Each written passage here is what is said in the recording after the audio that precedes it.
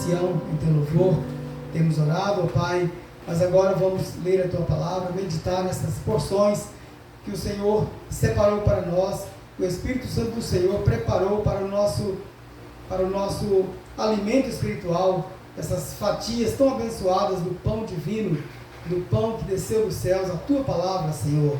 Pai querido, que nossos corações possam estar prontos, ó Pai amado, através desses louvores, que possamos estar quebrantados, com o nosso terreno apropriado, Senhor, para o Senhor chegar agora e trazer a tua palavra, Senhor, essa semente que não volta vazia, mas que traz colheita, e colheita de frutos para a vida eterna, Senhor. Obrigado, meu Deus, por mais estas bênçãos que o Senhor trouxe para nós.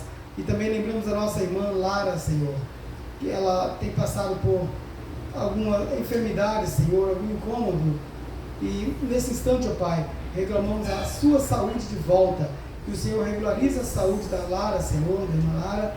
E também, ó Pai, de cada um que está necessitado agora, no alcance desta voz, aqui nesta audiência presente, e onde quer que esteja um filho e filha do Senhor, Pai, tanto aqui em nossa nação brasileira, quanto em outros idiomas, abençoe cada um, Senhor, no nome do Senhor Jesus Cristo. Amém. Amém. Muito bem. Apocalipse capítulo 3. Permaneço de pé. A irmã Júlia ali no slide estará colocando Apocalipse capítulo 3, do verso 19 ao verso 22. Eu vou ler com vocês também no monitor, por assim falar. Faz tempo que tem sido um desejo do meu coração colocar 2 monitores, né? Para termos esse aqui e um outro de frente para cá. E a luta tem sido muito grande, mas hoje, graças a Deus, nós inauguramos aqui esse trabalho que com certeza já facilitou aqui o cântico, né, das crianças, de quem for apresentar, também o líder de cântico, e eu mesmo agora tenho um monitor diante de mim, posso estar lendo ali também. Muito bem, amados irmãos. Nosso tema nessa noite é um pequeno sermão, né, mas um tema que diz assim: nunca devemos deixar o reavivamento do Espírito morrer. Isso está na mensagem Como Poderei Vencer. Estarei lendo alguns poucos parágrafos daqui a pouco, e vocês vão ver que o profeta vai falar esse assunto também, vai contemplar esse assunto de não deixarmos o reavivamento do Espírito morrer dentro de nós. Então nós temos um reavivamento dentro de nós, e ele não pode morrer. Então quando você canta, você ora, você glorifique a Deus, em qualquer tempo e lugar, você está mantendo a chama do reavivamento. O profeta fala que aquela terceira puxada está dentro de mim, dentro do profeta. E eu digo mesmo, está dentro de mim e está dentro de você. E cada pessoa que recebe esse reavivamento, então você vai cuidar para não deixá-lo morrer. Bem, então Apocalipse capítulo 3, verso 19 a seguir, está escrito assim: eu repreendo e castigo a todos quantos amo. Sê, pois, zeloso e arrepende-te. A igreja leu o verso 20. Eis que estou à porta e bato. Se alguém ouvir a minha voz e abrir a porta, entrarei em sua casa e com ele cearei, e ele comigo. Agora eu vou ler o 21. Ao que vencer, lhe concederei que se assente comigo no meu trono, assim como eu venci e me assentei com meu Pai no seu trono. Todos juntos agora o verso 22. Quem tem ouvidos, ouça o que o Espírito diz às igrejas. Que Deus abençoe a leitura da sua santa palavra. Podeis assentar. Muito bem, preciosos. Nós vamos agora discorrer um pouco sobre essas escrituras e vamos também ler um pouco aqui na mensagem Como Poderei Vencer. E dentro desse assunto, né, de nunca deixarmos o reavivamento morrer dentro de nós, o reavivamento do Espírito. E um reavivamento, o profeta diz, não é para acrescentar mais, mas no sentido assim, talvez trazer mais pessoas, mais almas, mas é uma maneira de abençoar os que já estão dentro. Não quer dizer que outros não possam entrar. Claro que aqueles que são eleitos e eleitas de Deus, que só falta posicionar, como foi cantado aqui, né, com a congregação, nosso líder de cântico, o irmão Sansão, cantou aquele hino, Tomai Posição. Todos os hinos maravilhosos, todos eles é uma mensagem cantada, mas tomai posição. Então você que já tomou posição pela palavra, agora é zelar, cuidar da sua posição. Ah, mas tem que cuidar? Sim. O Senhor Jesus Cristo diz que a parte da vigilância não é com Ele, é conosco. Orai, vigiai, né? Então, para que não caiais em tentação. Então, vigiar é missão nossa. Temos que vigiar, orar e vigiar. Senão, nós vamos cair em tentação. E caindo em tentação, se é um eleito, muitas vezes não vai se perder, mas vai dar muito trabalho até dar a volta e voltar de novo para a mesma posição. Porque estamos numa posição muito elevada espiritualmente e não é bom nem pensar numa queda. Então, vamos fazer tudo para mantermos nessa altura, nessa altitude espiritual que o Espírito Santo fez própria para águias. As águias não se contentam em voar baixo, como os bentivis, como os anus e outros pássaros, que são ótimos pássaros, mas que não têm esse dom maravilhoso de voar alto. E nós somos chamados então para esse voo alto e não voo rasante, perto das coisas do mundo. Nós não queremos as coisas do mundo. Estamos muito bem, estamos ótimos sem elas. Então, vamos então aqui para o nosso assunto. Como tomamos desde o verso 19, o profeta, quando pregou a mensagem Como Poderei Vencer, ele leu essas escrituras, só que ele leu mais à frente. Ele não leu o verso 19, ele leu o verso 21 e 22. Mas o Espírito me tocou para lermos aqui para nós, porque estamos nesse campo de batalha e há o que vencer. Na leitura da mensagem, vocês vão ver o profeta enfatizando, falando sobre vencer. Então, há o que vencer. Então, Jesus disse que vai fazer com que nós assentemos no seu trono, como ele assentou como seu pai no seu trono. E o profeta vai explicar para nós também, eu não vou explicar nada, eu vou ler. O profeta vai dizer que o trono de Jesus, na verdade, é um domínio. Ele diz que trono é domínio. E esse domínio ele tem um limite, ele tem uma extensão, como um estado, um país, uma nação. Então tem as divisas. Só que as divisas dos limites de Jesus é de eternidade em eternidade, tá vendo? Que gostoso, um limite que não tem fim.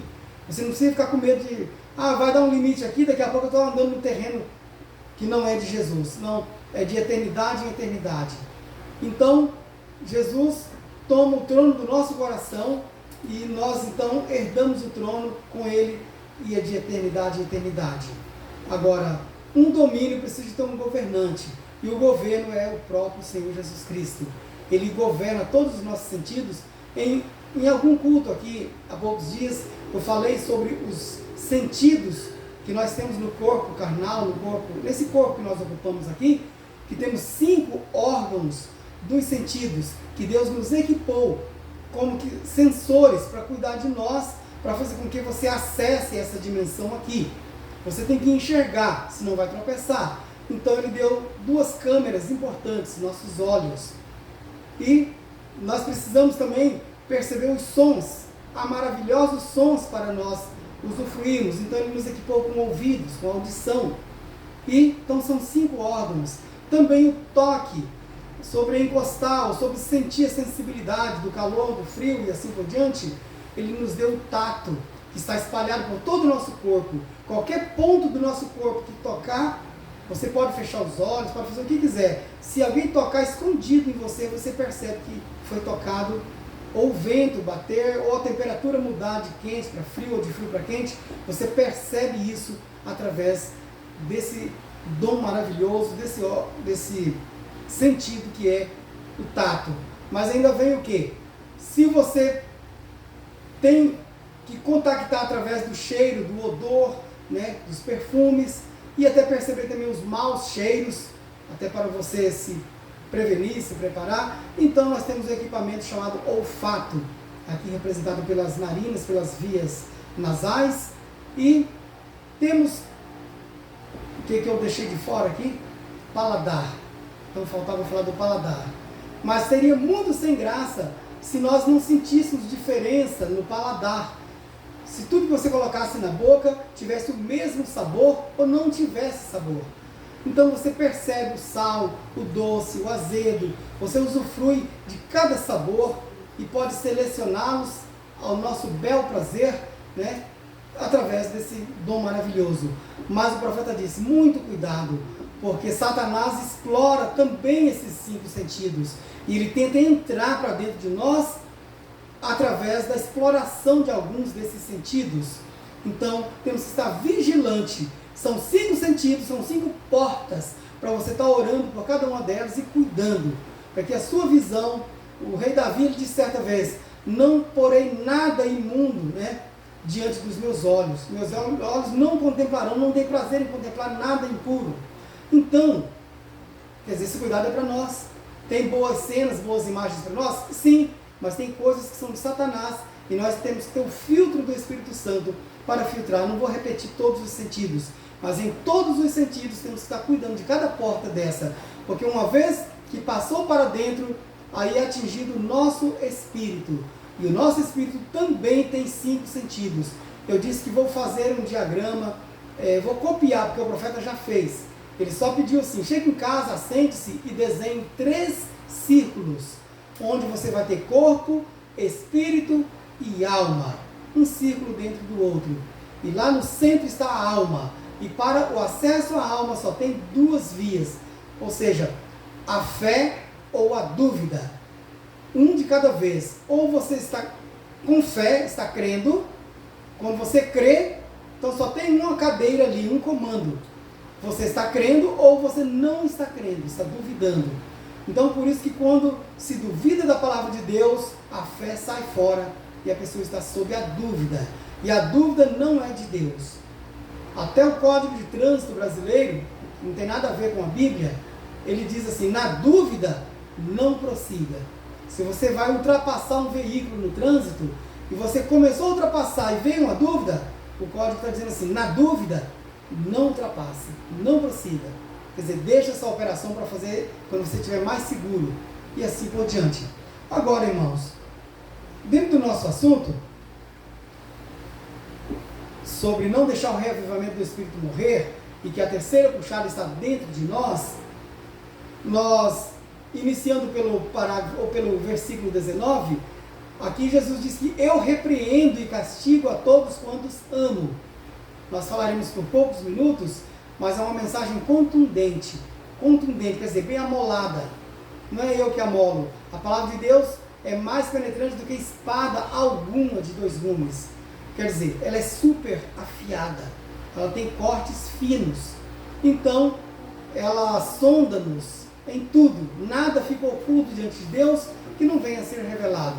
Sabendo disso de antemão, nós já nem vamos tentar fazer nada por enrolação, tentar tapear ninguém, porque cedo ou tarde vai ter um momento que vai vir à luz. E se você é um filho, uma filha de Deus, você, é claro, você vai voltar atrás e vai falar, Senhor, me perdoa. Toda vez que nós nos achamos errados, nós pedimos perdão a Deus e Ele perdoa. E Ele perdoa e não fica lançando em rosto depois. Você lembra aquela vez? Não, Ele lança isso no mar do esquecimento. Ele vira a página acerca de você. Então, não temos direito de explorar o passado, nem nosso nem de ninguém.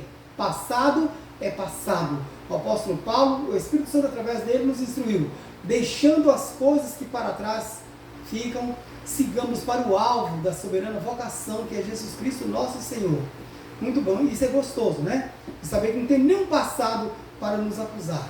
Eles existiram, mas eles foram apagados. Quer a escritura para isso? Atos dos Apóstolos, capítulo 3, versículo 19. Depende de uma ação tua e minha também. Lá fala bem assim, arrependei-vos e convertei-vos. 2 ações. A ação de arrepender e logo a seguir a ação de converter. O que é converter? Virar o volante 180 graus e virar de cara para trás e voltar. Quando você percebeu que está errado, você estava querendo ir num certo destino, mas você percebeu que você está diametralmente errado, ou seja, você está completamente errado, então fazer o quê? Primeira coisa é arrepender. Opa, me arrependo de ter pegado essa via, porque eu estou errado. Mas se você só se arrepender e engatar a marcha e continuar na mesma direção, você continua errado, apesar de ter arrependido. Então, por isso, arrependei-vos e convertei-vos. No Código de Trânsito Brasileiro ele também fala da conversão. é um desenho que faz parecendo um U, assim, virando e voltando. Uma curva com uma setinha na ponta. Então, aquilo é conversão para a direita, outra conversão para a esquerda. Significa que você dá um jeito de voltar, para você pegar o rumo certo. Então, só repetindo as escrituras de Atos 3,19. Arrependei-vos, pois, e convertei-vos. Ela é meio compridinha, mas deixa eu falar ela toda aqui.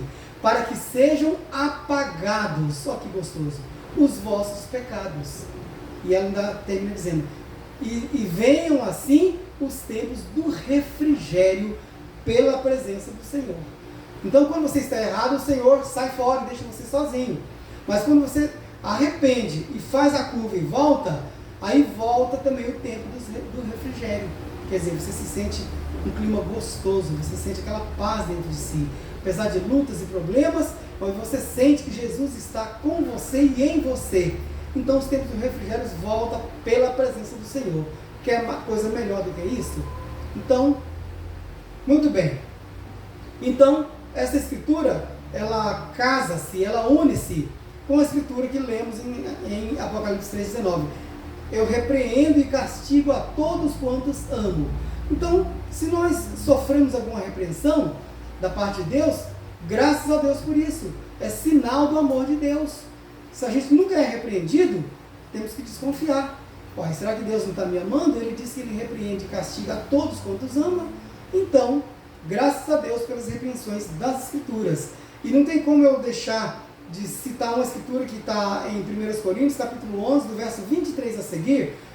Eu não tenho aqui precisamente o verso, mas quando lemos no culto de Santa Ceia, há uma escritura que fala assim, mas nós, quando somos julgados, somos repreendidos pelo Senhor, para não sermos condenados com o mundo. Então, no pacote da condenação que Deus joga para cima do mundo, como condenou o mundo antediluviano, como condenou o mundo de Sodoma e Gomorra, e as cidades circunvizinhas, que fogo e enxofre choveram sobre eles.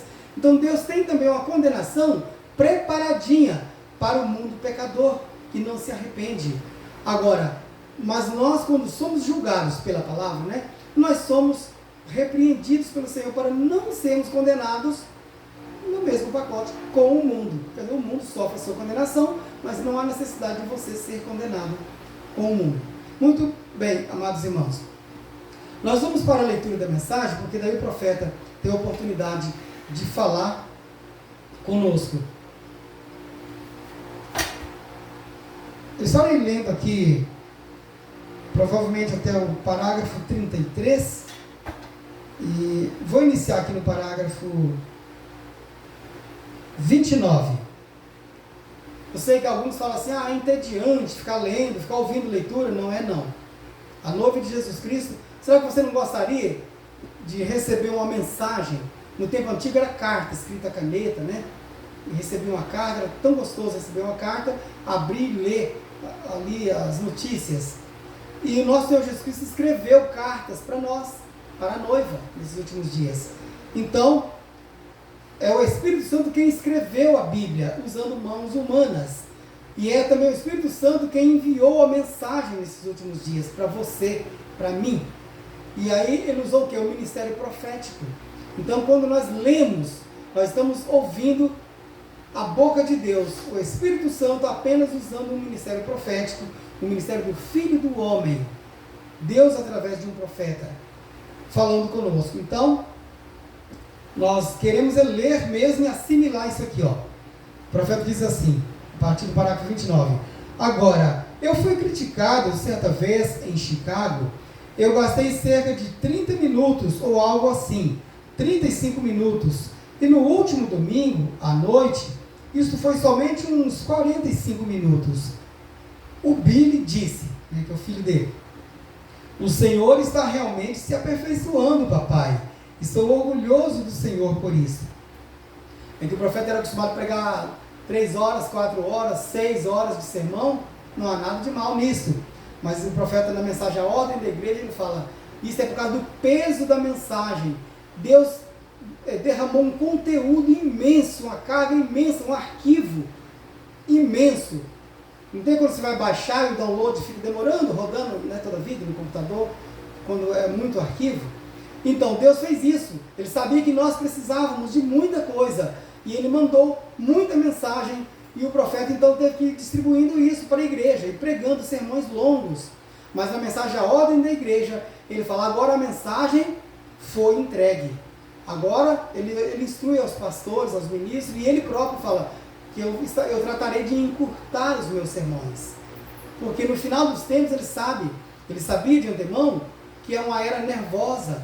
Nós estamos vivendo exatamente agora. É um bom tempo, é o melhor tempo para se viver. Mas também é o tempo mais difícil, porque é uma era nervosa. As pessoas têm estupim curto, qualquer coisinha, parece muita coisa, mas nós somos predestinados para viver nessa hora, então nós não temos que usar o estupim curto, não. Ah, é que eu tenho um mau gênio. O profeta falou, um irmão falou, irmão Brana, eu tenho um problema, eu tenho um mau gênio. Quando eu vejo, eu já explodi. O profeta fala, amenize o teu mau gênio com oração. Pronto. Não precisa tomar o comprimido de ritmo, não sei o quê. Não. Oração. Aí amenize o teu mau gênio. Ou seja, dá uma quebrada nesse mau gênio com oração. E aí então você vai passar a ficar mais calmo diante das situações. Isso para todos nós.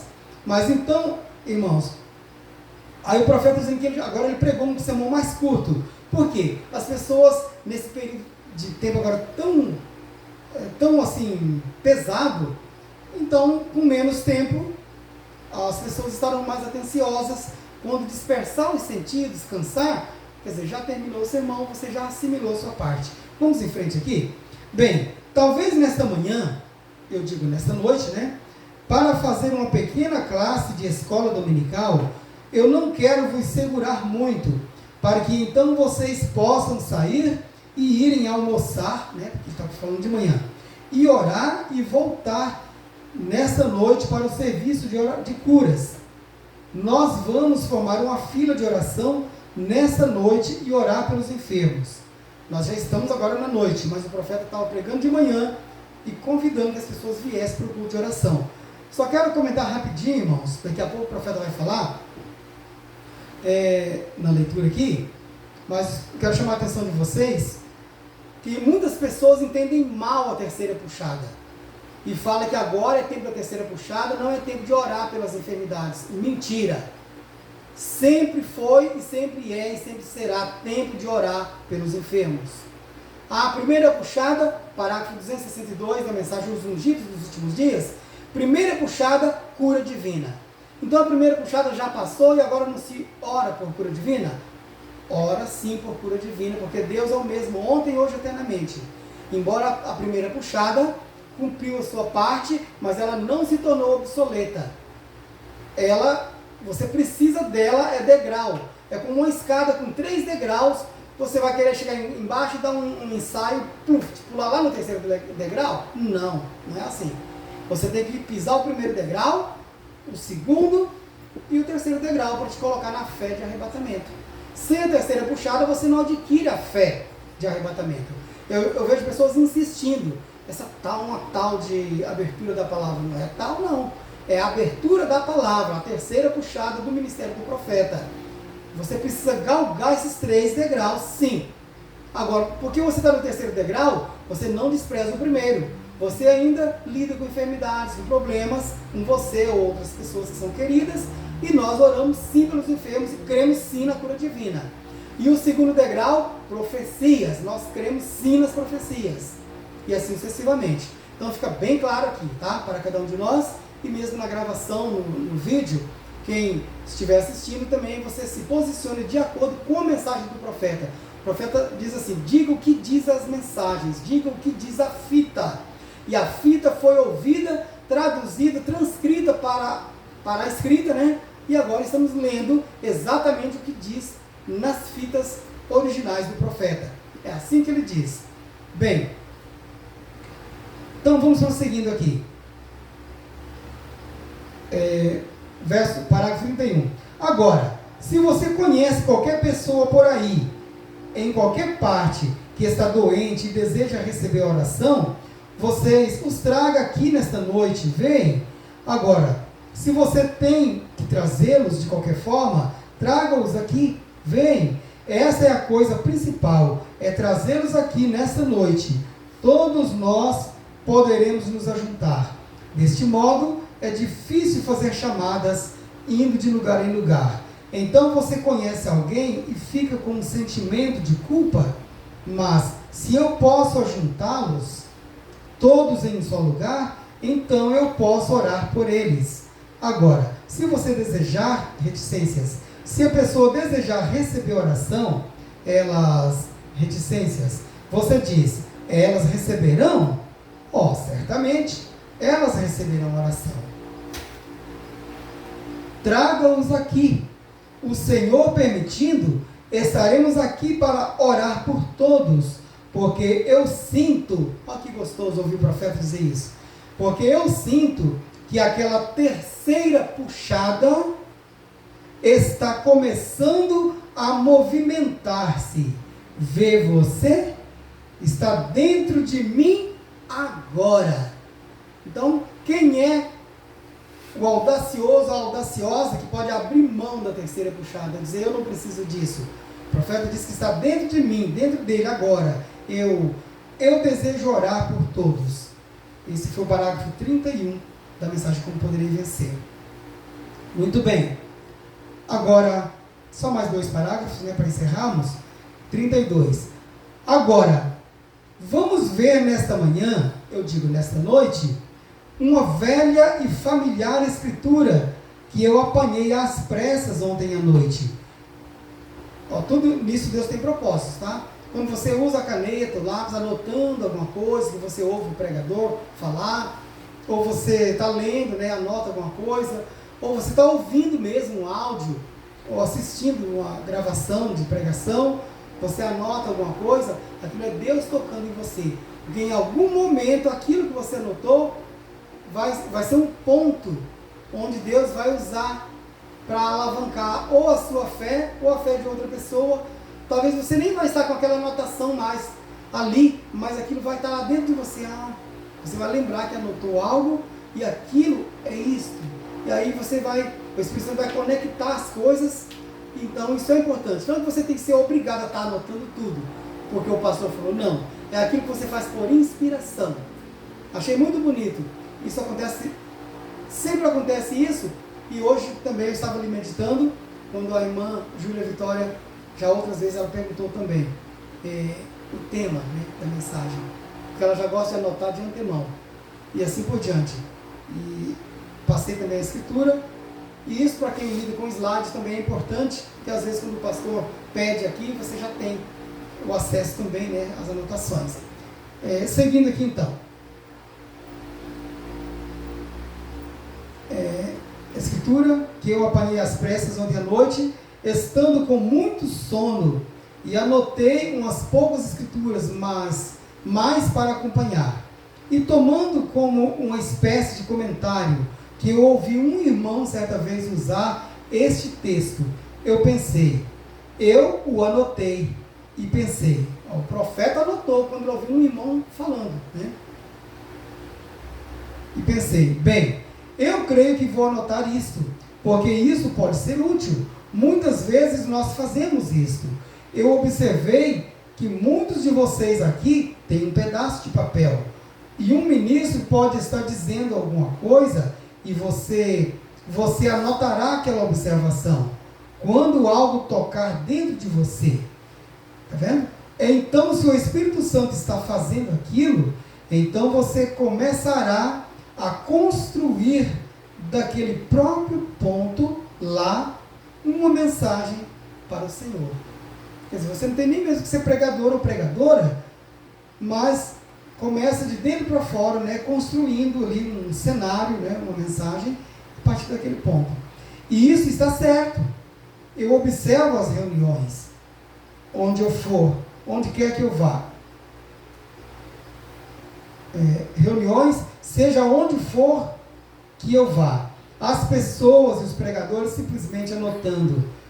E isso está bem. Nós estamos aqui.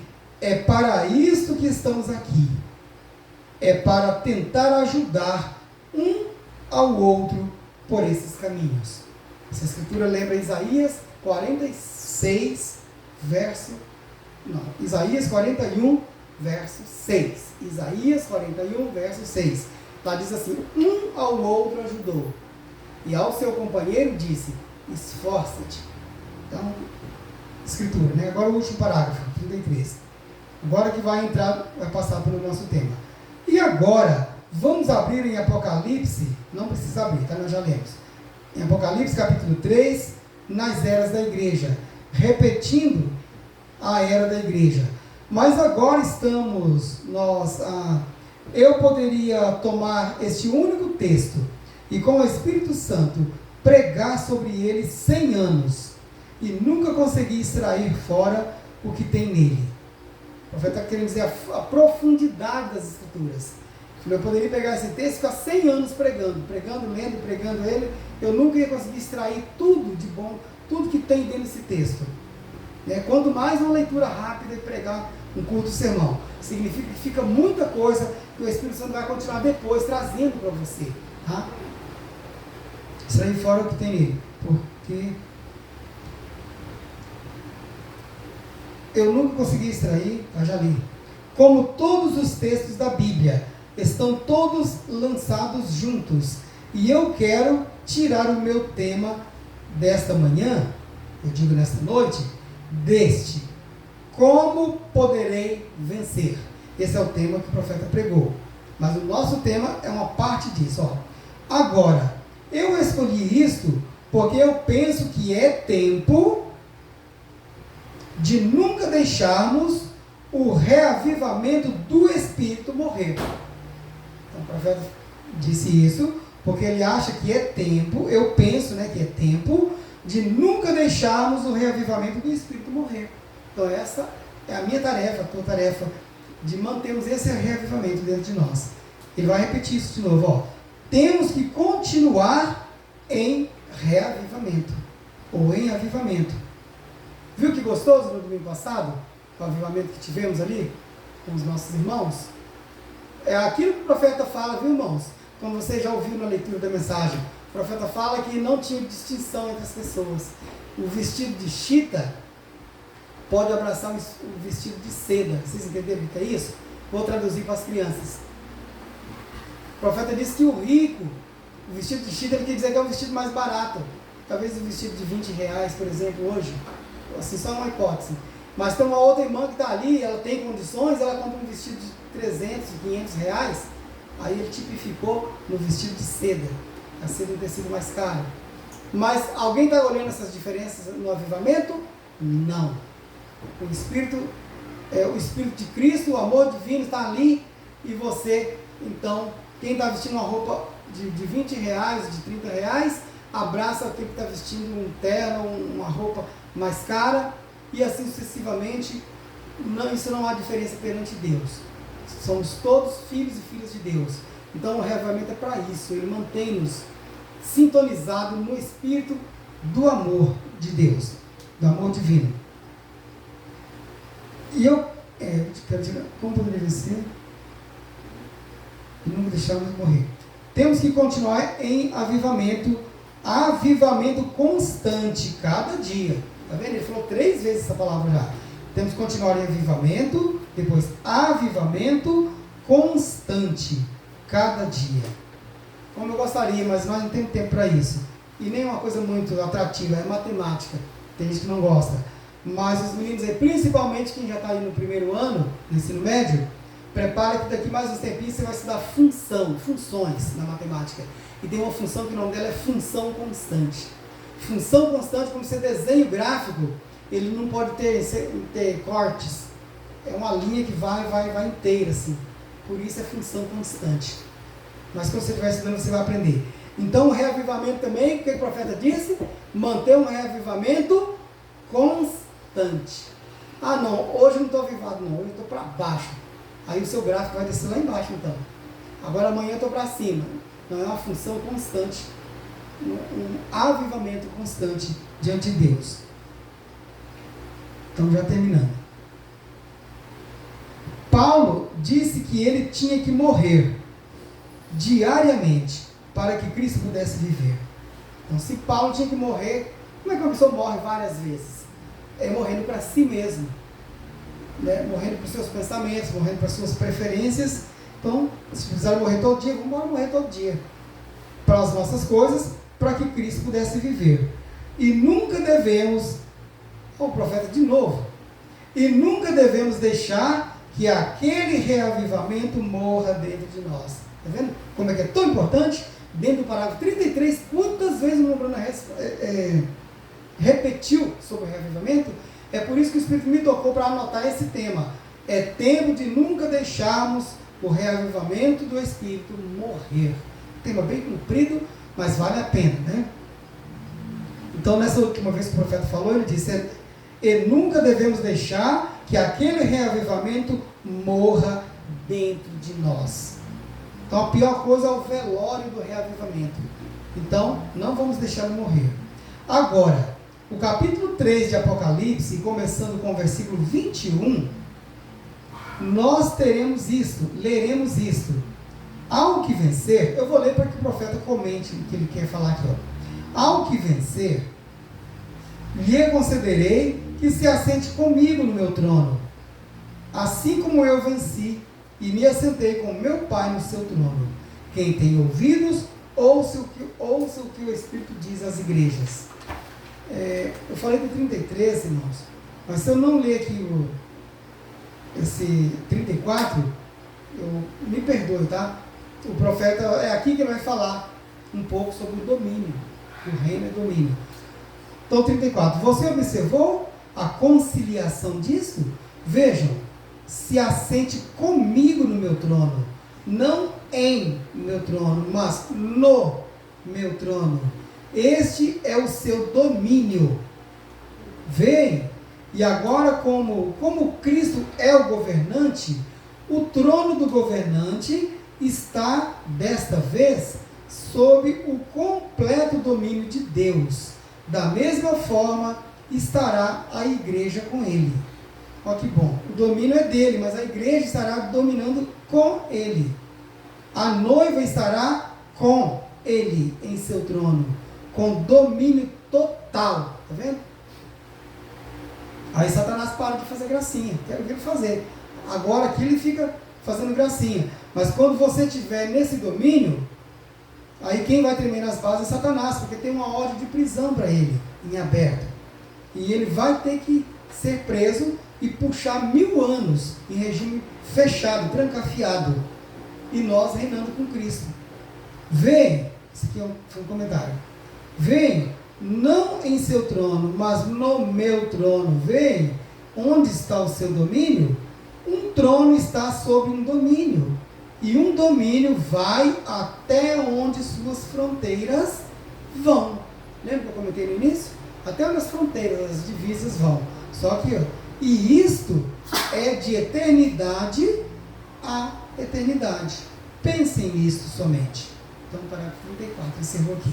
Então, viu que vindicou tudo que Deus quis trazer para nós nesta noite. E esse domínio tem divisas? Tem, só que de eternidade a eternidade. Quer dizer, não, na verdade não tem fim. Então não sobra espaço para o inimigo. Bem, amados irmãos, nós aqui já tomamos posse disso. Em potencial, você já é dono desse reino. Vamos nesse instante orar e encerrar esse culto. E com a graça de Deus, vamos reiniciar mais uma semana de lutas, mas de vitórias também. E que esse culto seja um marco na sua vida, nas nossas vidas. E você foi feito para vencer, para ser vencedor e vencedora. Não é talvez, não. Você é vencedor e vencedora. Ah, mas eu passo por lutas e provas. Passa, mas vence. Passa, mas vence. E vamos orar por cada um que está também nessa caminhada. Uns são mais resistentes, outros são menos resistentes. Mas Deus é o mesmo para todos. Que Ele ajude-nos a aumentar a nossa resistência contra o mal. E assim que possamos então ter a certeza de vitória. Amado e glorioso Deus, cele esse culto em cada coração, Senhor, e assim que possamos voltar mais fortalecidos para o nosso dia a dia, dispostos a enfrentar o que precisar ser enfrentado, tendo a certeza de que maior é o que está em nós do que o que está no mundo. No nome do Senhor Jesus Cristo, ó Pai, eu declaro vitorioso, declaro vitoriosa cada pessoa, Senhor, cada irmão, cada irmã, cada criança, cada jovem, cada adulto, cada família aqui representada, Senhor. E Satanás, por mais que é insistente, mas ele não é mais forte do que o nosso Deus. Então, mais uma vez, a derrota é do inimigo e a vitória é dos filhos de Deus.